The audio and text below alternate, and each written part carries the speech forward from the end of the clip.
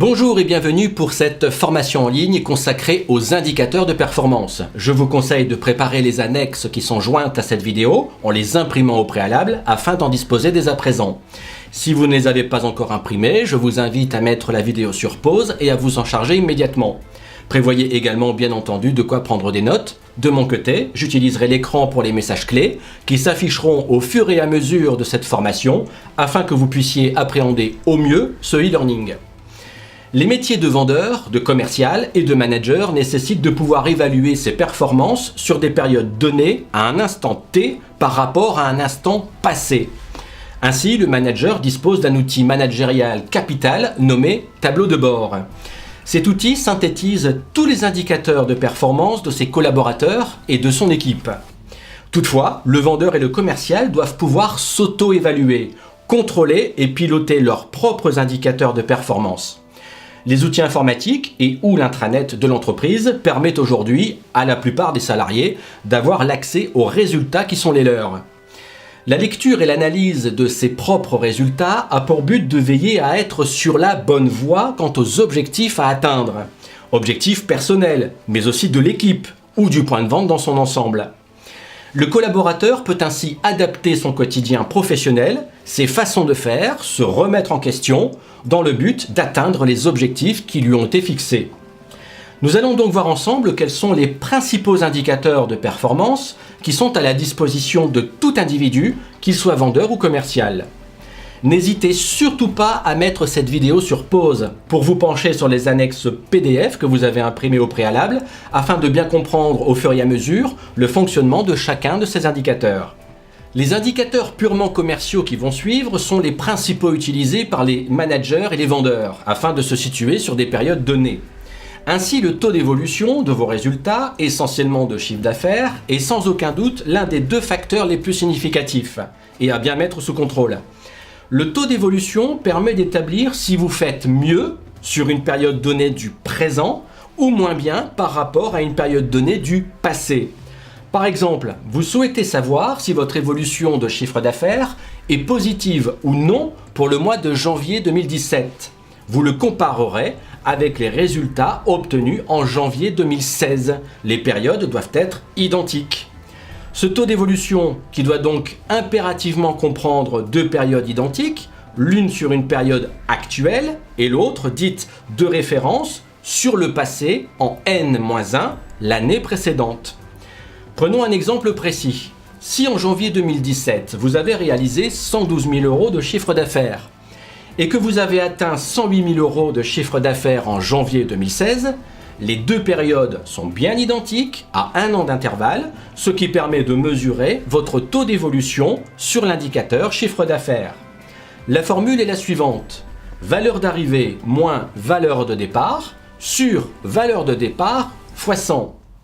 La valeur d'arrivée est combien ai-je réalisé au final, à l'arrivée, donc cette année, au présent, et la valeur de départ, combien avais-je réalisé sur la même période de l'année précédente. Ainsi, dans notre exemple, la valeur de départ est 108 000 €, résultat janvier 2016, et la valeur d'arrivée est 112 000 €, résultat janvier 2017. La formule est donc 112 000 moins 108 000 sur 108 000 fois 100. Le taux d'évolution entre les deux périodes identiques, janvier N, année en cours, et janvier N-1, l'année précédente, est de plus 3,7%. J'ai réalisé plus 3,7% de chiffre d'affaires en janvier 2017 par rapport à janvier 2016. Faites toujours bien attention à bien mesurer les indicateurs, soit en hors taxe, soit en TTC. Les habitudes changent selon les entreprises.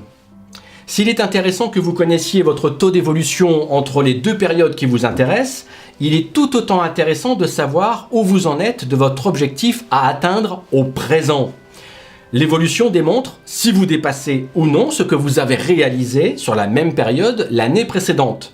Mais il n'indique pas si vous avez atteint, dépassé ou non votre objectif sur la période présente. De fait, si vous avez réalisé, comme nous l'avons vu, 112 000 € de chiffre d'affaires en janvier 2017 et que l'objectif qui vous a été fixé pour le mois de janvier 2017 est de 115 500 €, le taux de réalisation de votre objectif de chiffre d'affaires est de 96,97%. Vous n'êtes pas loin de votre objectif, mais vous ne l'avez pas atteint. Si vous l'aviez atteint, vous seriez à 100%, voire plus si vous l'aviez dépassé. L'opération est simple, prenez le résultat obtenu de votre chiffre d'affaires réalisé, ici 112 000 € de CA en janvier 2017, divisé par votre objectif qui est de 115 500 € fois 100, soit 96,97%.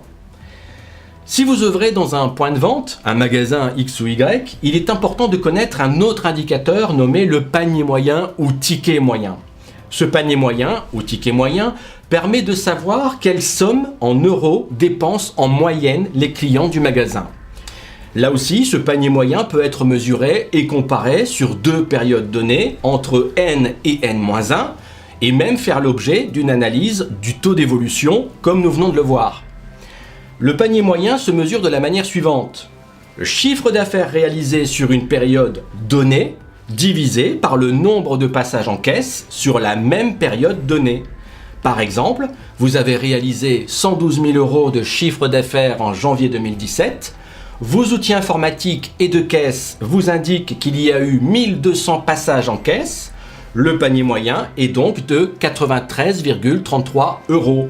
112 000 € de chiffre d'affaires divisé par 1200 passages en caisse, 93,3 €. Donc le panier moyen est de cette valeur.